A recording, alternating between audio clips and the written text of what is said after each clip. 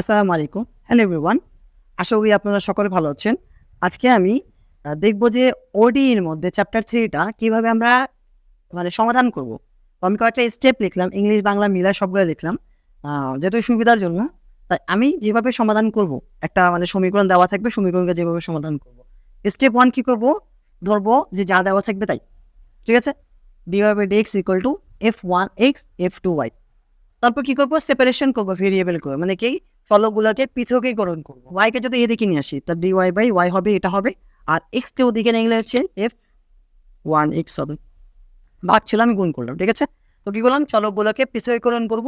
আর যদি x এর সাথে x এবং y এর সাথে y চলে আসে, আর কিচ্ছু দেখতে হবে না, বোথ সাইড ইন্টিগ্রেশন।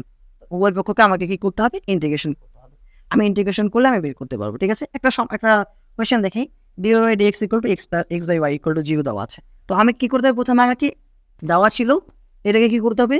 আমাকে x এর সাথে x এবং y এর সাথে y ভেরিয়েবলগুলো আলাদা করতে হবে এবং দেন বোথ সাইড ইন্টিগ্রেশন করতে হবে।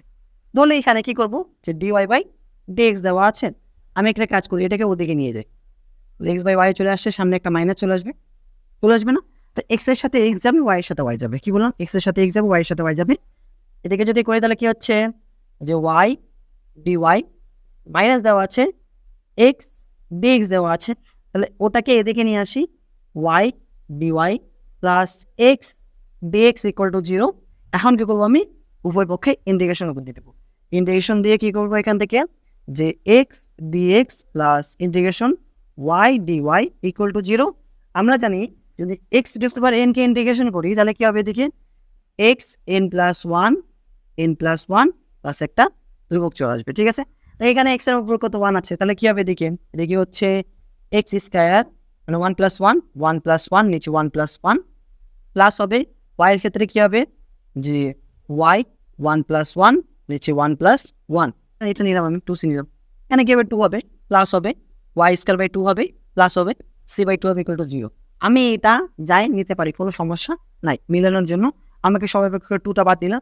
2 যদি লসাগু করে বাদ দিই তাহলে কি হবে? এদিকে হচ্ছে x² plus y² plus c = 0, অথবা c কে এখানে লিখে c কে আমি দিতে পারি।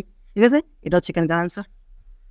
তো আমাকে কি করতে হবে? আরেকবার যদি রিপিট করি, ধরবো একটা, সেপারেশন করব x এর সহগ x গুলাকে, y এর সহগ y গুলাকে, দেন আমি ইন্টিগ্রেশন করে দেবো। ইন্টিগ্রেশন করলে ক্যালকুলেশন করবো, ক্যালকুলেশনের মান চলে আসবে। ঠিক আছে? নেক্সটটা দেখবো, নেক্সটটা কি আছে। And age always, thanks for watching. আসসালামু আলাইকুম।